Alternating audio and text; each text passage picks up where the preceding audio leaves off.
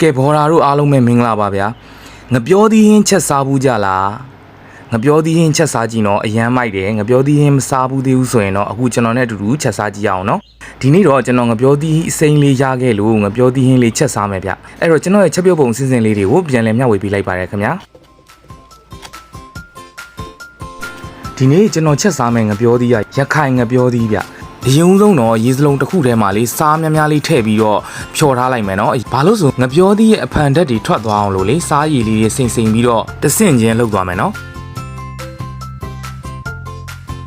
ငပြောသီးကိုဟင်းချက်မယ်ဆိုရင်အခွန်လဲစားလို့ရတယ်နော်ဒါပေမဲ့ဒီနေ့မှာတော့ကျွန်တော်ကအခွန်တွေကိုအခုလိုမျိုးပဲအခွန်ခွာတဲ့ဟာလေးနဲ့ချစ်ထုတ်လိုက်ပါတယ်ဘာလို့လဲဆိုတော့လေအဲ့ဒီအခွန်ပေါ်မှာရှိနေတဲ့အဲ့မဲတွေကိုကျွန်တော်ကမကြိုက်လို့ပါတကယ်လို့ငပြောသီးကတန့်နေတယ်ဆိုရင်တော့အခွန်လိုက်အစိမ်းတိုင်းကိုလည်းထည့်ပြီးချက်လို့ရပါတယ်အခွန်ကလည်းအရန်စားလို့ကောင်းပါတယ်နော်ဟင်းနဲ့ရောက်သွားရင်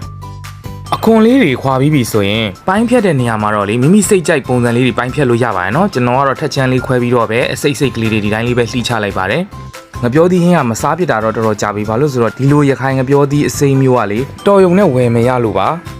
ါအိမ်မှာလေဒီငပြောသီးဟင်းချက်မယ်ဆိုရင်အကုန်လုံးကြိုက်ကြတာဒီငပြောသီးကိုဟင်းချက်လိုက်လို့ရှိရင်လေဘာနဲ့တူလဲဆိုတော့လေပိန်းဥတို့အာလူထထောင်စီးပါသေးရနော်ပိန်းဥလိုမျိုးပဲစီးပိုင်းနေတာပိန်းဥဟင်းချက်စားတယ်လို့ပဲအရန်ကောင်းတာပါအခုကျွန်တော်ဒီမှာပိုင်းဖြတ်ထားတာလေးတွေပြီးပြီဆိုတော့စားရည်လေးခဏစိန်ထားလိုက်ပါမယ်အဖန်လေးတွေထွက်သွားအောင်ပေါ့နော်ကဲဒါပြီးရင်တော့ဟင်းချက်ဖို့အတွက်ကြက်သွန်နီအနှစ်ထောင်းပါမယ်ကြက်သွန်နီကိုတော့မညက်တညက်ကလေးပဲထောင်းလိုက်ပါတယ်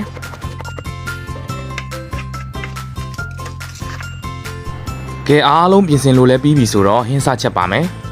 ဒဲဝပူလာရင်စီလေးထည့်မယ်ဒါကျွန်တော်တို့ပုံမှန်အတိုင်းပဲပေါ့နော်စီတက်တယ်လို့မျိုးလေးပဲစနင်းမုတ်လေးနည်းငယ်ထည့်ခုနကတော့ထောင်းထားတဲ့ကြက်သွန်နီဖက်ကြမ်းလေးတွေကိုထည့်လိုက်ပါမယ်ပြီးရင်တော့ငရုတ်သီးအစိမ့်မှုတ်ကိုလိုတလောက်အယောင်တင်မှုတ်ကိုထည့်ပါ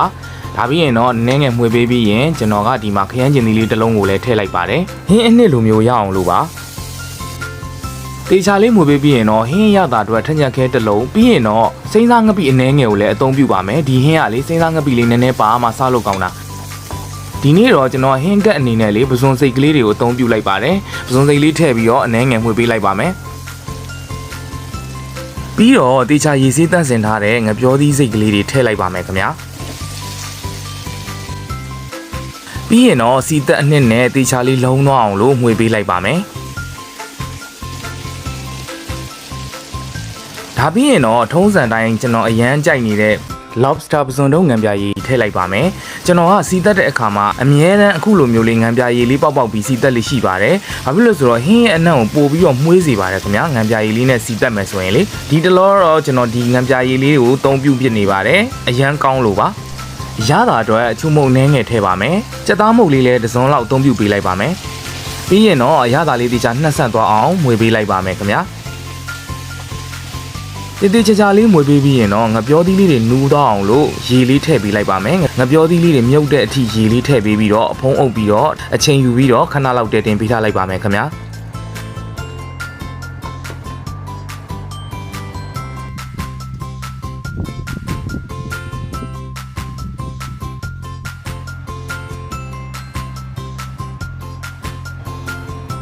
အခုဆိုရင်တော့အချိန်ယူပြီးခဏလောက်ချက်ပေးလာလိုက်တာငပြောသီးလေးတွေလည်းနူးသွားပါပြီခင်ဗျာ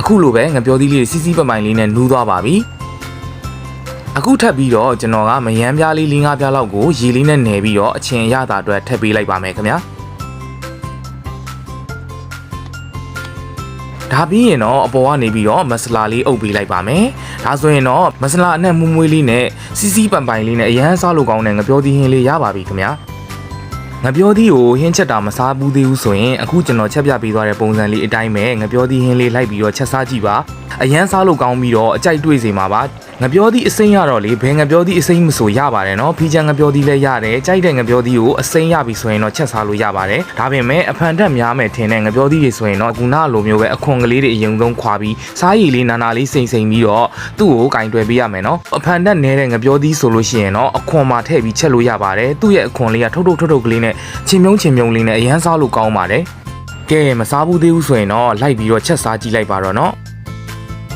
ကဲကျွန်တော်ရဲ့ဗီဒီယိုလေးလည်းရှည်သွားပြီဆိုတော့ဗီဒီယိုလေးကိုဒီမှာပဲအဆုံးသတ်လိုက်ပါရစေကြည့်ရှုပေးကြတဲ့မိတ်ဆွေငယ်ချင်းတွေအားလုံးကိုလည်းကျေးဇူးအများကြီးတင်ပါတယ်ခင်ဗျာအားလုံးပဲနေကောင်းချမ်းပါကြပါစေနော်ကဲဒါဆိုရင်တော့နောက်ဗီဒီယိုမှာပြန်တွေ့ကြမယ်နော်အားလုံးပဲတတ်တာဘိုင်